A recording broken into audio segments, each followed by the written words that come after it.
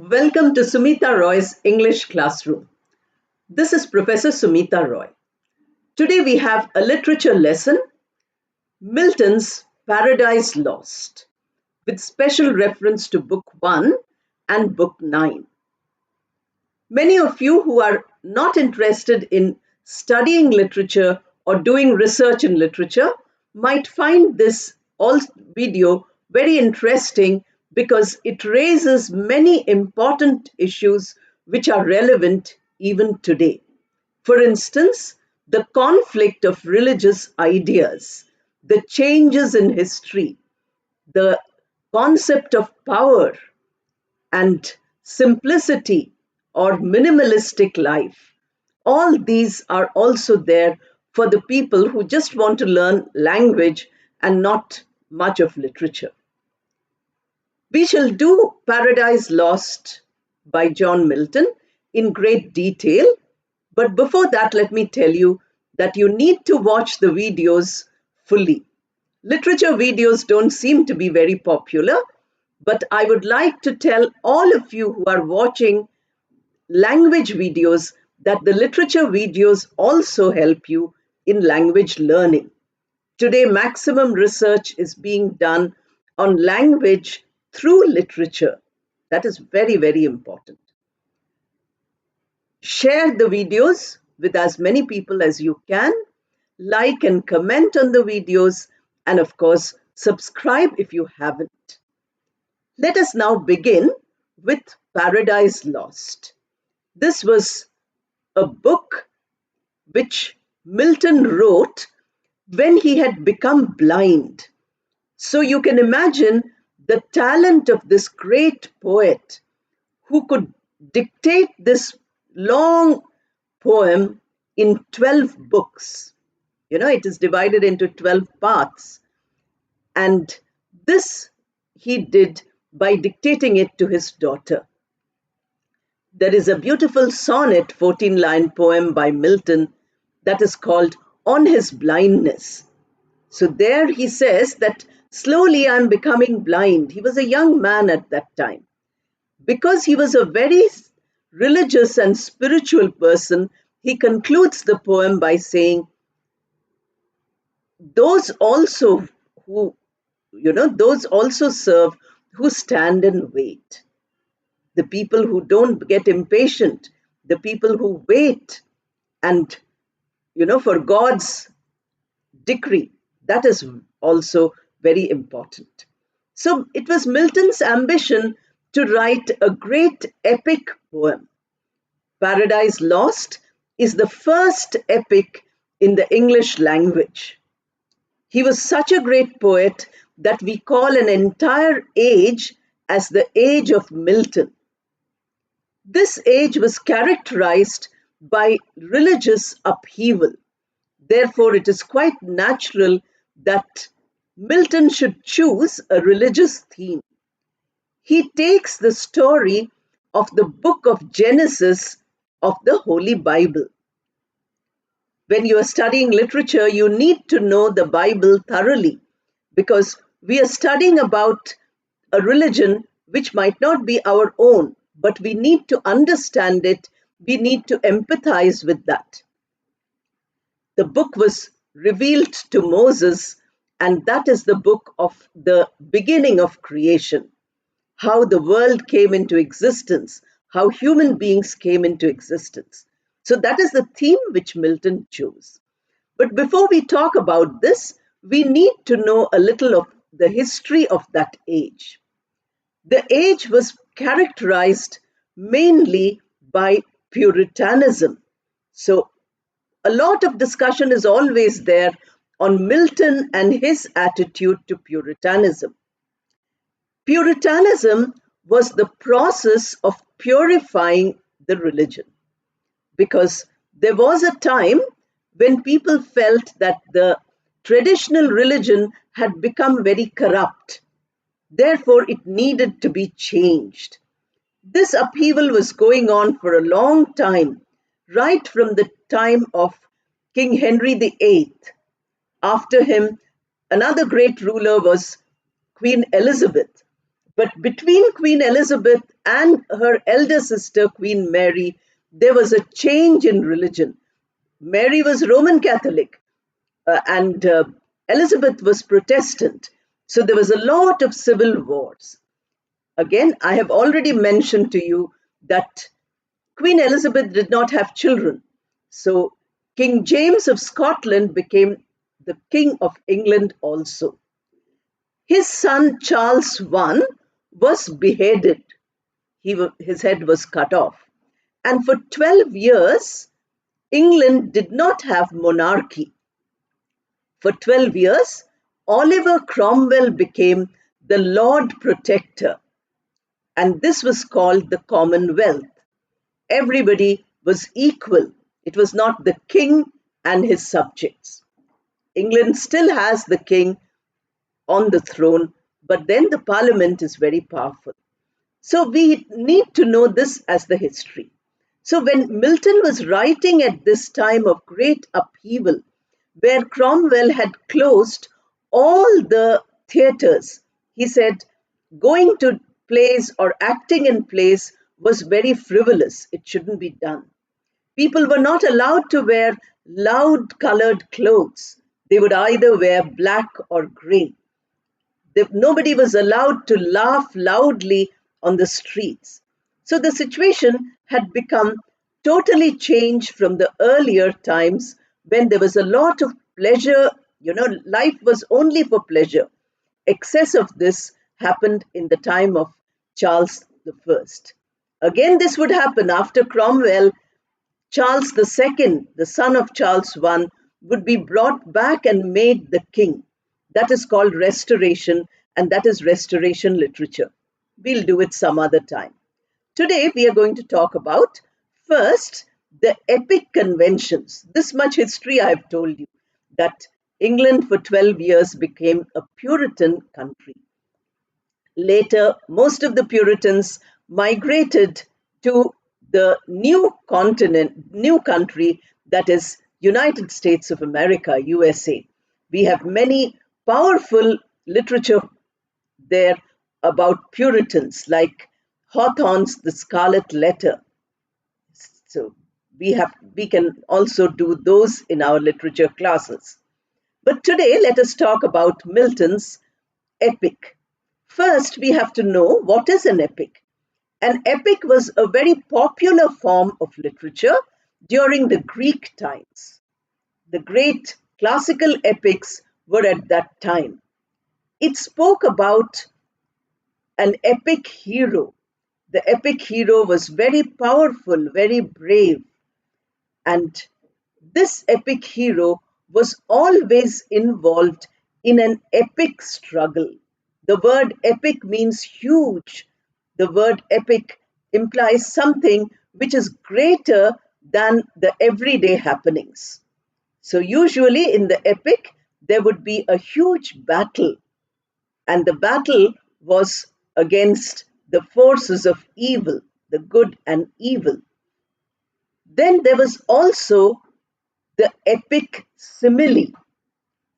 A simile is a comparison, but it is not an ordinary simile by saying as black as coal or as white as snow.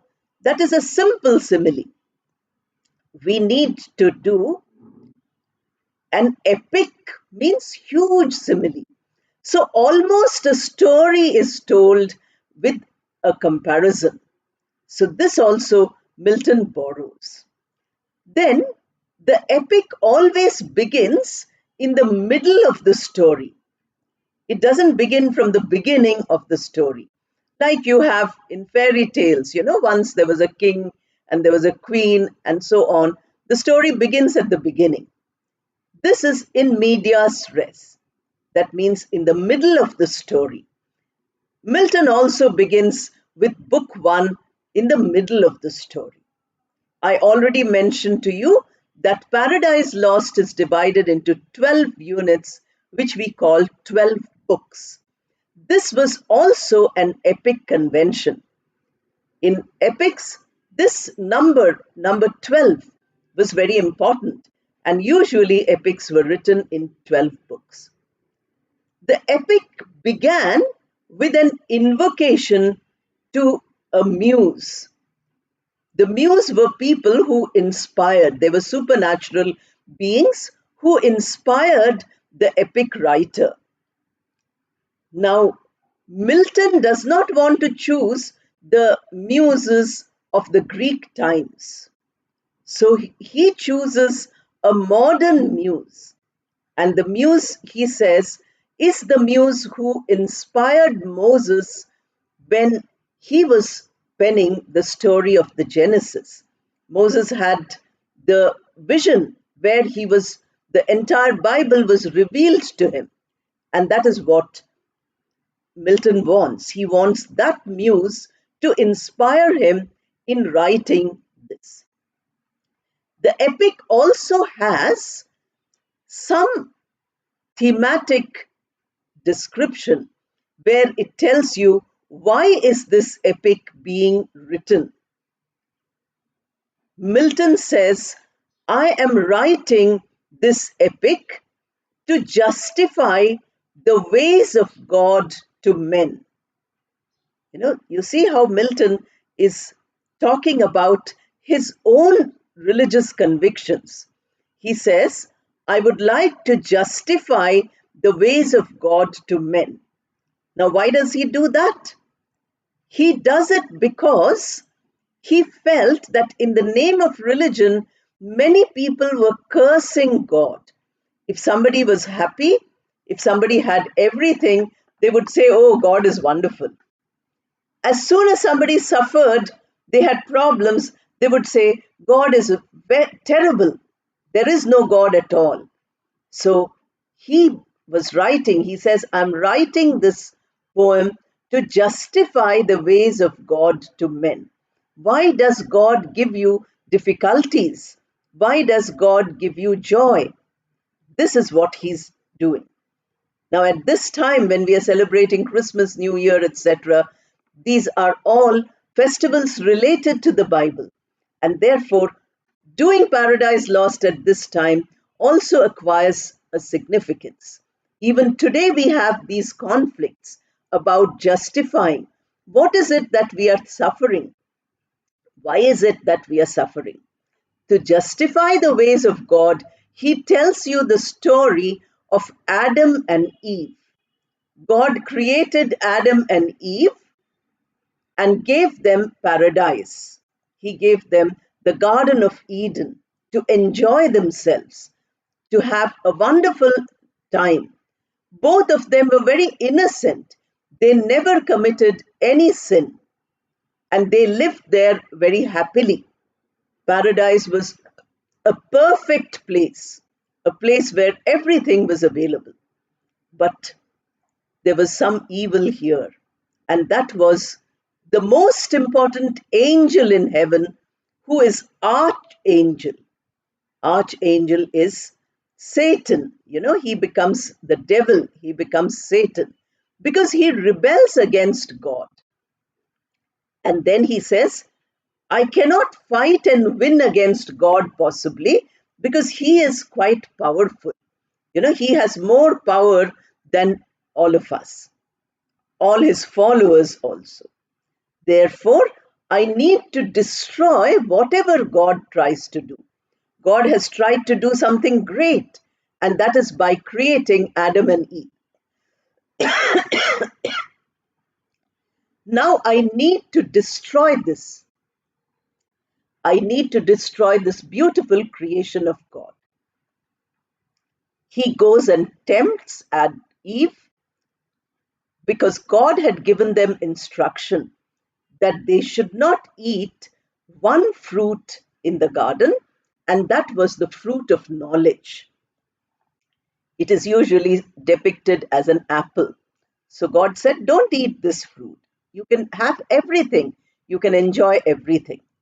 Satan knew this. So he went and tempted Eve in the form of a snake, and then Eve got tempted. Not only did she eat the fruit, but she made Adam also eat the fruit. So God was upset. He was angry. He said, You disobeyed me. You should not disobey me because I have given you everything. For your own sin which you committed, you will be driven out of paradise and you will come to earth. Then Adam and Eve are very frightened. Then God says, don't worry, I will send my own son to redeem you. And that is the birth of Christ. So Milton also wrote another sequel. A sequel means a next part. Sequel. He wrote a sequel to Paradise Lost, and that is called Paradise Regained, by the coming of Jesus Christ, who shed his blood on the cross.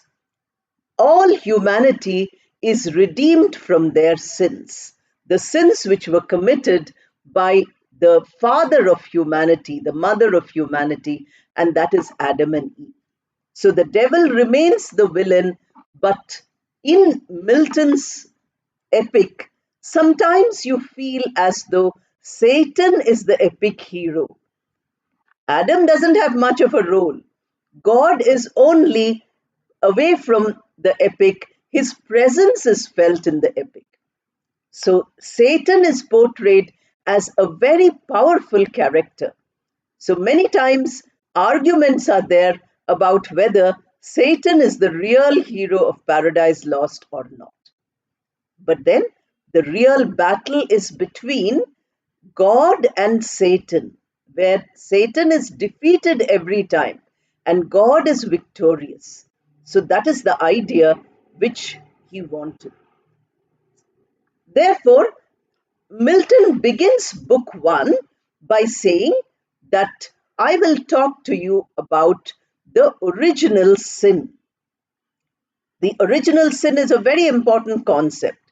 So, my entire poem, he gives you a summary of what he's going to do in the beginning of this book one. We shall do book one and book nine. The other books I'm not going to mention today because in a short time we can't do all the 12 books. We shall only talk about these two. In book one, we find that Milton begins with a summary of what he's going to do. First of all, he's invoked the muse, as I told you. Then he has told us that he wants to justify the ways of God to men. Then he says, I'm going to tell you about how the first original sin was committed and what was the role of Satan in that sin. This is what he wants to tell us. So the story begins in the middle when there is total darkness everywhere. This is a picture of hell. You must remember, heaven on top, hell below. Heaven which is very good and hell which is a great torture. So you find that the only light is the burning flames. There is an ocean of flames around. And there you find slowly these devils, including Satan, are awakening. And what happens? They tell us that they were rebelling against God in heaven. For their rebellion, they were punished. Satan was the most beautiful head of all the angels. He was the archangel. He was the head. He was the most beautiful and most capable of angels.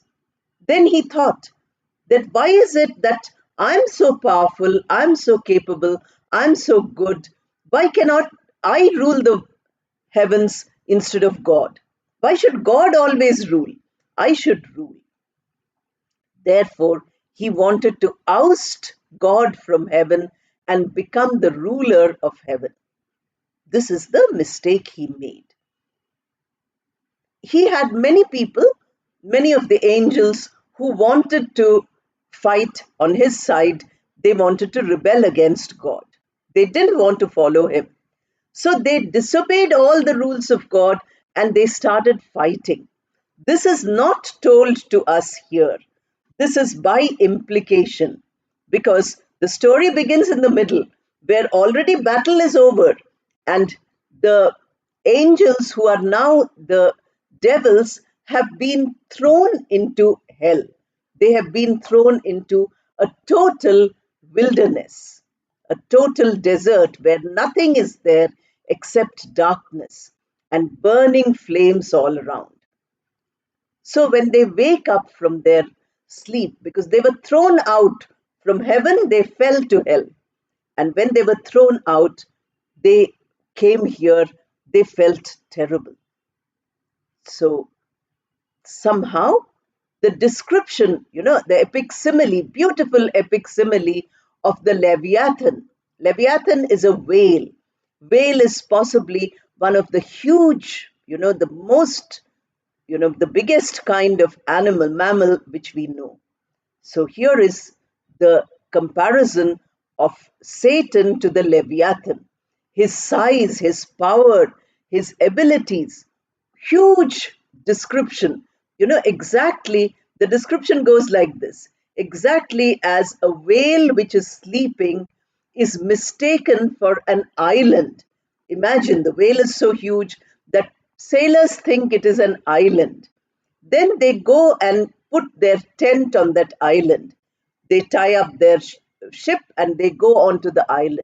Suddenly, the whale sinks and they die. So they mistake the whale for an island, and that is the mistake which is going to happen with Satan also. Satan will be thought to be somebody who's helping, somebody who's good, persuading, but that is not what happens. Instead, Satan deceives. So, in the first part, this does not happen. What happens in book one is that they wake up.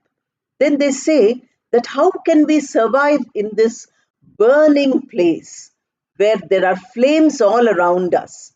So, why don't we just go across and see what is there? Let us take some rest in a place where there is no rest. Milton is giving you his own religious conviction by saying that people who go to hell are people who have committed some sins. And once you go to hell, you have no peace, no rest, no happiness, nothing. You get burning sensation because there is fire all around. Somehow, Satan and his followers, they try to go across and they settle down in a very dark place. Satan looks at all the people and they start saying how their life is over. They are all suffering from great depression.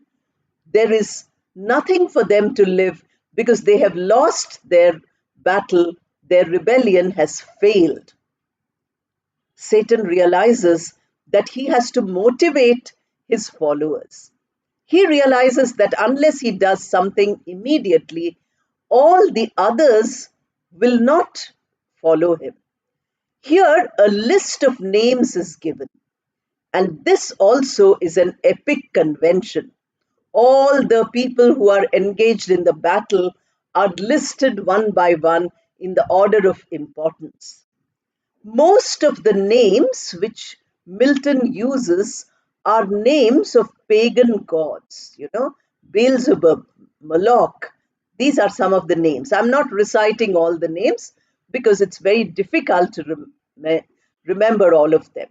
But if you are reading Paradise Lost for an examination, you need to read the text. I'm only telling you some points about it. But the final text which Milton wrote, I did not write, Milton wrote, that you need to see to understand the beauty of this. Milton created many new words which are today available in the English language. We use these words. So when you read the text, you find all this. So Satan wants to motivate his followers and he gives a long speech, just like a great leader. That is why people say that maybe Satan is the hero of Paradise Lost. Satan says that we should not be disheartened. We should constantly keep fighting against God. If we started the fight once, we should not rest. We should go on trying again and again. And then he says, suppose face to face we cannot win, then let us make a strategy. This is where he ends the speech by saying, our aim should be to destroy whatever he creates. Then it moves on to the next book where we have the term pandemonium. Today, the word pandemonium means confusion, chaos, a lot of sound, and conflict. But in those days, the word pandemonium, which Milton used, he coined the word, meant an assembly of the uh, devils where everybody is talking at once. That is how the meaning of pandemonium today. I told you many words have come into the language. So, book 2 we are not doing. Let's quickly see book 9. Book 9 is the book of the temptation of Adam and Eve. Satan enters a sleeping snake. That is why the serpent, the snake, etc., are considered to be terrible. They cannot walk, they only crawl on the ground. So this is also related to the mythology of religion, where you have Satan going in the form of a snake and tempting Eve. Eve does not get tempted initially, but Satan is able to speak very persuasively. He convinces Eve to have the fruit of knowledge. Eve sees that, it is something which Satan is making so attractive. Therefore, she takes it and she eats it. This is where the first sin is committed. As soon as they commit this sin, Adam also eats the fruit. Then shame comes into paradise. Till now, they were roaming around innocently. Now they cannot do that. They take fig leaves and they try to cover themselves. They cannot roam around totally innocent of all clothing. That means they have a guilt inside them. This is beautifully described in book 9.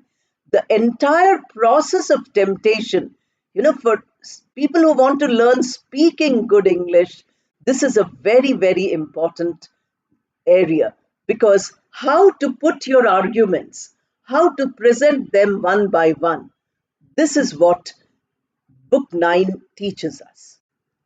Book 1 and book 9 are usually prescribed, but it is possible that you might have to read the entire 12 books which Milton wrote. You must remember that each of the books has one step towards the culmination, that is book 9. So book 2, book 3, book 4, book 5, all of them are the culmination. And 11 and 12, 9, 10, 11, 12 are books where the conclusion comes, where God punishes Adam and Eve, but also gives them hope.